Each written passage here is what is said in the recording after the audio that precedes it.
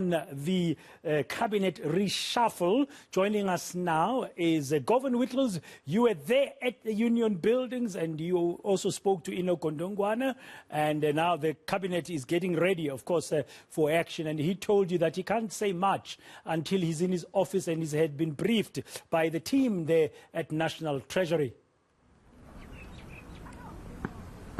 That's right, Pradan, and we're continuing along that thread, looking at reaction to the cabinet that was announced by the president last night. We had spoken to those new ministers a while back. Now we're speaking to structure of the ANC, and with me I have the convener for the National Youth Task Team, Nongceba Mhlawuli of the ANC Youth League. Nongceba, thank you so much for your time. Let's just get the Youth League's reaction to the cabinet reshuffle. What did you make of it?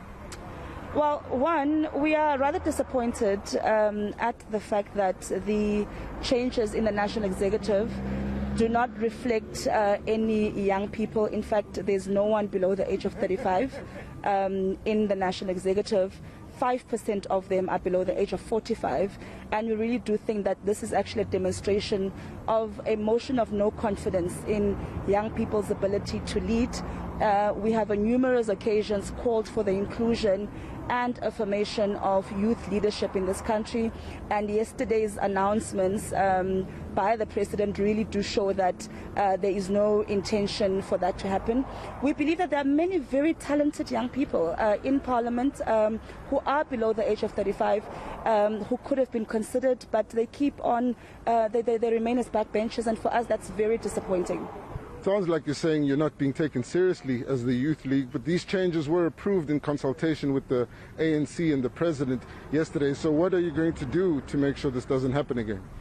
We have raised our concerns on numerous occasions. In fact, we have, in our meetings with the officials of the ANC, in our meetings, in our participation in the NWC as well as the NEC, have always called for the affirmation of youth leadership, to the extent that we had even started a Mochapalong campaign where we are saying that going to the upcoming local government elections, we really want to see young people on the polls, we want to see young people in councils, we want to see young people as mayors, we want to see young people as MMCs.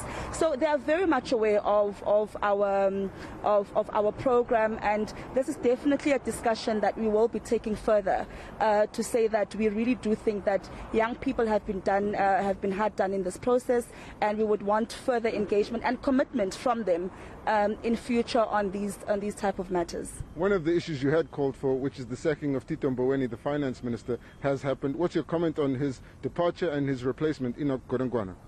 That is correct. We have called for the former finance minister, Comrade Tito, to go. So we definitely welcome that particular occurrence.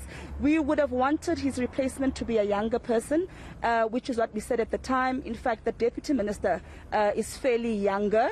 And we really think that there are younger options that could have been opted for, and for us, really, we would have wanted him to be replaced by someone who's younger. That's something that we've said before.